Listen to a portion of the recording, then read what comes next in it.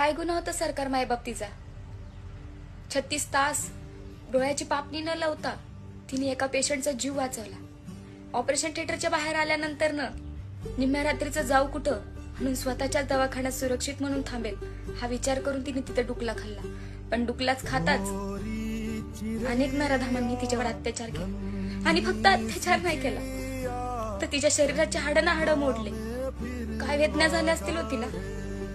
आणि आता तुम्ही जरी त्या दुश्मनांना पकडलं तर त्यांचे तोंड झाकून ठेवता. वा तुमचा कायदा. अहो इतकंच नाही घडत तुमच्या राज्यात, तर दुसऱ्या दिवशी मुंबईमध्ये 4 वर्षाच्या मुलीवर बलात्कार केला.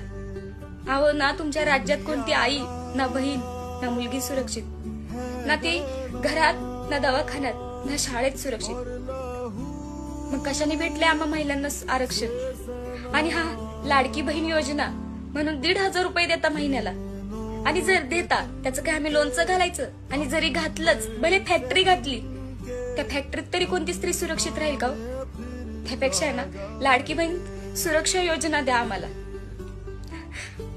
माफ करा सरकार मायबाप, पण माझे राज्यात असते ना आता तर त्यांनी मेणबत्त्या नाही तर आमच्या हातात एक तलवारी दिल्या असत्या. माझ्या शिव